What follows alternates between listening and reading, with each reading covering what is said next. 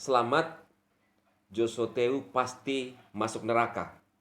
Saya minta maaf kepada Pak JT. Shalom saudaraku yang kekasih di dalam Tuhan Yesus Kristus.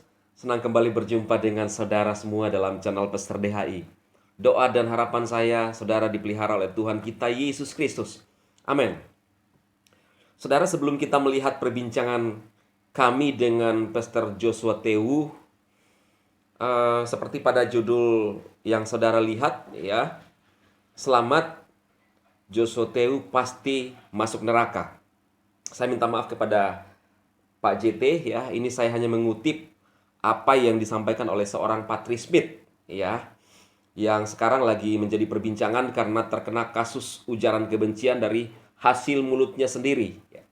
Ya, kalau saya juga menanggapi, ini bukan lagi, tidak perlu implisitkan ya nama dia, karena memang sudah dikenal dan juga tersandung kasus ujaran kebencian ya. Dan tiba-tiba di beranda saya lewat videonya Patrice Smith, dan itu membahas tentang Pak JT ya, Pak Josoteu. Dan videonya itu ya teman-teman, seperti yang Anda lihat di layar ini, judul videonya ini, thumbnailnya. Di sana membahas Pak JT tentang bagaimana dia membela Pak Mengapul Sagala dan memaki-maki Pak Josoteu. Bahkan saya hitung 19 kali ngata-ngatai Pak Josoteu bodoh. 19 kali. 17 kali langsung ya, dan 2 kali tidak langsung.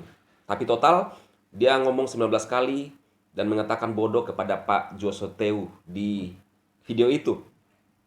Dan lebih kurang ajarnya lagi seorang Patrice Smith ini, ya kan, sekarang udah terkena kasus, ya kan?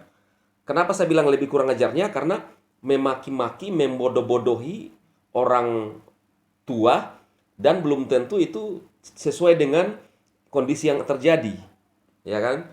Lalu kemudian dengan percaya dirinya membandingkan Pak Josoteu dengan adiknya yang katanya adiknya lebih pintar dari Pak Josoteu. Sangat kurang ajar ya, seorang teolog model begini ya. Pantaslah.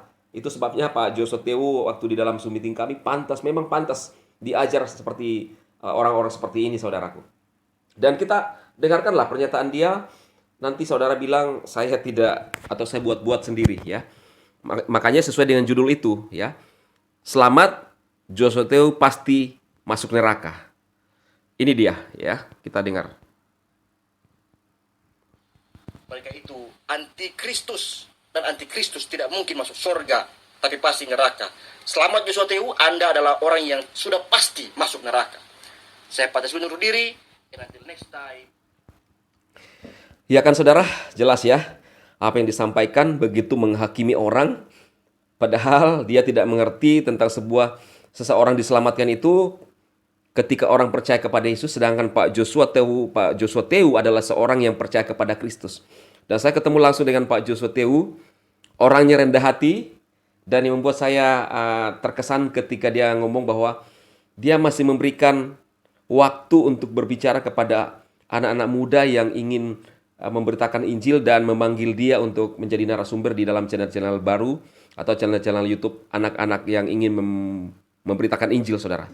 Itu satu kerendahan hati seorang Pastor Josoteu yang luar biasa ya, yang jarang dimiliki oleh hamba-hamba Tuhan lain lah ya. Jadi itu aja, dan kita langsung lihat perbincangan saya dan Pastor Yohanes Subianto dengan channel dia namanya Yohanes Siap ya. Perbincangan kami di Hotel MGH dengan Pak Josoteu. Langsung kita lihat, saudaraku. Jadi pertanyaannya begitu, Pastor Dema.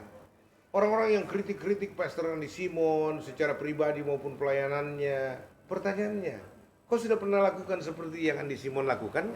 Iya. Pastor Andi Simon kemana-mana dia bagi sembako, bahkan dia kasih uang orang-orang tertentu yang dia lihat miskin dan hatinya tergerak untuk memberikan itu. Ya, apakah itu bukan kasih?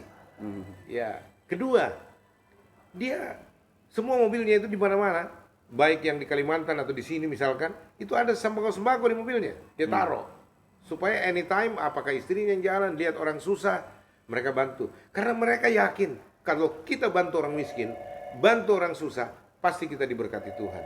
Amin. Itu dia punya prinsip. Terus dia suka berdoa. Nah, kalau mau dibilang hobinya itu berdoa untuk orang. Nah, kebetulan kesukaannya ini Tuhan bekerja. Lalu orang disembuhkan. Lalu kemudian orang apakah itu tafsiran orang atau orang tersugesti ke situ bahwa kalau Pastor Andi Simon yang doakan pasti sembuh. Ya kalau Tuhan mau pakai dengan cara itu mau bikin apa? Kenapa kau mau hakimin orang? Berdoa dalam nama Pertanyaan Yesus. saja.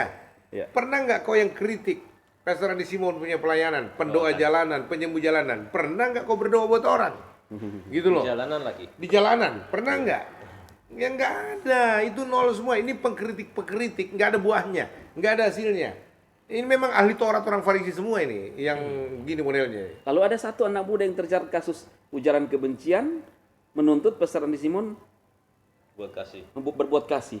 Ya, berbuat kasih sudah pernah diberikan waktunya, peluangnya. Tapi dengan sombong dia tanggapi. 8 bulan proses Patrice itu ya. Smith kan, Iya. dia bahkan nantangin polisi, dia Iya. nantangin. Ya kalau bisa tangkap saya. Saya nggak ada urusan dengan kau. Urusan bla bla. Sombong banget. Makanya saya bilang kurang ajar banget mulutnya Patrice Smith. Ya, kalau dia dipenjarakan baguslah supaya ada pelajaran buat orang-orang yang kayak begini nih. Mohon maaf ya, anak-anak baru kemarin nih Patrice Smith baru tamat teologi kemarin, sombongnya bukan main. Mau nguji ini, mau bilang sesat pendeta senior ini, pendeta. Baru mulutnya kurang ajar banget. Tapi tamat nggak, Pak? Saya nggak tahu. Saya katanya di Belum DO. jelas. Dia ngaku dia Video. sarjana teologi. Dia ngaku dia pendeta. Di mana? Orang kan bisa-bisa sekali ngaku-ngaku pendeta di ini. Kalau pendeta, dia ngerti nggak ini orang yang pakai gelar pendeta? Pendeta itu adalah gelar jabatan sinodal. Bukan Sekolah. kalau bicara hamba Tuhan atau apa ya semua. Mungkin, ya. Tapi tidak semua pendeta hamba Tuhan. Nah itu yang mau saya bilang dari awal sebenarnya. Tidak semua pendeta itu hamba Tuhan. Karena apa? Ada pendeta jabatan sinodal saja, tetapi tidak bertobat, tidak lahir baru, gitu. Jangan pikir karena pendeta itu adalah hamba Tuhan panggilan, enggak. Ada pendeta karena pelarian aja, cari hidup di situ. Karena apa? Dia ujian mau masuk sekolah di negeri, nggak lolos. mampu otaknya, nggak lolos gitu loh. Akhirnya pelarian. STT aja lah. Kebetulan STT itu mengeluarkan ijazah yang setara dengan yang gini. Kok bisa pakai kerja? Makanya banyak orang lulusan STT nggak jadi pendeta, nggak jadi gembala, nggak jadi apa-apa, pergi melamar, gitu loh. Keluar jadi maki-maki orang. Keluar. Terus ada juga STT dia jadi pendeta untuk apa? Menyandarkan hidup dari gaji pendeta per bulan dan melayan dan sebagainya. Miskin banget. Saya sejak awal saya ndak ada bergaji. Saya nggak melamar di gereja yang bergaji. Padahal saya punya kemampuan. Ya, saya punya karisma. Kalau istilahnya orang bilang itu urapan bahasa karismatik. Saya laku loh kalau ini. Bahkan saya diajak kerja ini kerja itu. Enggak, saya bilang saya bergantung hidup pada Tuhan. Yes. Hidup saya sampai sekarang hidup karena kemurahan Tuhan, karena iman. Ya, jadi kau mau tuduh apa sama saya? Ya, saya mau pakai saya punya sarjana, terus jadi pendeta hanya supaya bisa bergantung hidup. Sorry, saya justru di sinode tidak ada satupun sinode GBI kasih uang sama saya. Saya yang kasih uang sama sinode GBI. Sorry. Dulu GBI juga, Pastor. Iya, saya GBI. Sama, saya juga GBI dulu. Iya. Sekarang enggak lagi. Ya maksud saya perpuluhan saya bayar. Iuran apa semua saya bayar. Ya toh? Semua GBI pernah perhatikan saya? Enggak pernah. Saya susah aja lu situ. Enggak ada. Jadi ketua sinode mau bicara apa sama saya? Saya banyak beri kontribusi masukan. Ya. Dan enggak ada saya bikin masalah dengan GBI. Tapi karena ya Om Gode ini aja, Gilbert aja yang dia bikin masalah gara-gara masalah doktrin keesaan itu. Dia bilang saya catut namanya. Saya bilang saya nggak catut namanya. Emang dia punya kredo ada begitu, 2 kredo di dalam warta jemaatnya. Kredo Glow dengan kredo GBI. Kredo Glow bilang dia percaya Allah yang tunggal. Kredo GBI dia percaya Allah Tritunggal. Nah kan dua versi begini. Saya nggak ada di warta jemaat saya. Gilbert justru jelas-jelas membangun pemahaman seperti itu, bicara seperti itu. Nah sekarang saya mencatut nama Gilbert lah. Sorry, saya juga punya eksistensi pribadi. Nggak ada. Saya dipanggil di Glow untuk juga ikut membangun sekolah. Saya bikin Glow Apologetic School. Saya punya konsep itu, materi saya di situ. Ya. Makanya orang gelar saya designer of Biblical Studies. Nah, singkatan DBS itu. DBS. Ya. Anu dikasih tahu. Layar teologi sudah periksa semua. Dan ada kasus-kasus khusus, event khusus yang menghasilkan gelar khusus itu, yang non akademik. Ya, tapi orang nggak mau tahu dari mana DBS-nya itu. Tolo banget orang Makassar bilang tolo memang kau bodoh. Ya, ini gaya bahasa. Yes, Orang Makassar benar. kalau dia mengerti lagi konteks gaya bahasa orang Makassar, gaya bicara orang Makassar, tambah tolong itu. Ya. Lain lagi Dia pikirannya. mau jual Ustaz. lagi, wih masa pendeta bicara tolo, dongo, bodoh, dia nggak tahu ini gaya bahasa kita di sini. Yes. Apalagi Yang- sekarang lagi di Makassar ya, Lagi Mister? di Makassar. Dan iya ini konteks saya lagi di Makassar.